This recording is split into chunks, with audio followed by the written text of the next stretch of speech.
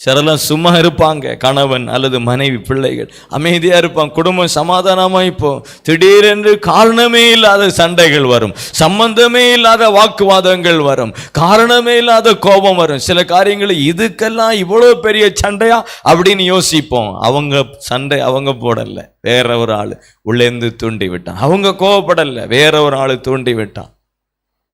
கோபம் பயங்கரமான ஆத்திரத்தை உண்டாகும்.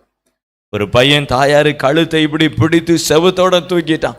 அந்த அம்மா உயிருக்கு போராடி கத்தி கூச்சல் போட்டு பக்கத்துல அவங்க வந்து காப்பாத்தினாங்க. அந்த பையன்கிட்ட கேட்டேன், ஏன்ப்பா இப்படி செய்த? அவன் சொல்றான், நான் அப்படி செய்யலை, எனக்கு அப்படி என்ன அப்படி சொல்றது, அப்படி பண்றதுக்கு நான் என்ன கிறுக்கனா? நான் அப்படியெல்லாம் செய்ய மாட்டேன். அவங்க சும்மா சொல்றாங்க, நான் தான் செய்தான். அவனுக்கே தெரியல, நான் இந்த சின்ன விஷயத்தை இப்படி கோவப்படுவேனா, இந்த சின்ன விஷயத்தை இவ்வளவு சண்டையா? நீங்க யோசித்து பாருங்க, சின்ன விஷயம். ஒரு குடும்பத்துல மிகப்பெரிய தகராறாகி அடிச்சு மனைவி கண்ணையெல்லாம் கிழிஞ்சு ரத்தமா பாய். பிரச்சனை என்ன? சாம்பார்ல கொஞ்சம் உப்பு கூடி போச்சு, அதான் பிரச்சனை. இதுக்கு இவ்வளவு பெரிய கலவரம் எப்படி வந்துச்சு? அங்க வேற ஒரு ஆளு நிக்கிது.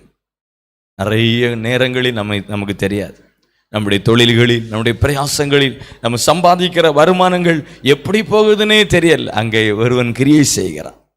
பல ஒன்று ரிப்பேர் ஆகும், அடுத்த இன்னொன்று பைக்கில் ரிப்பேரு, காரில் ரிப்பேரு, அது சரீரத்தில் ஒரு வலி ஒரு இடத்துல, அடுத்த இன்னொரு இடத்துல இன்னொரு காரியம். ஒரு பிள்ளைக்கு ஒரு பிரச்சனை, கணவனுக்கு ஒரு பிரச்சனை, மனைவிக்கு ஒரு பிரச்சனை, ஒரே வேதனையான சூழ்நிலைகள்.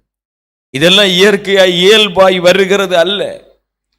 இதன் பின்னணியில் எல்லாம் பொல்லாத ஆவிகள் இருக்கிறது.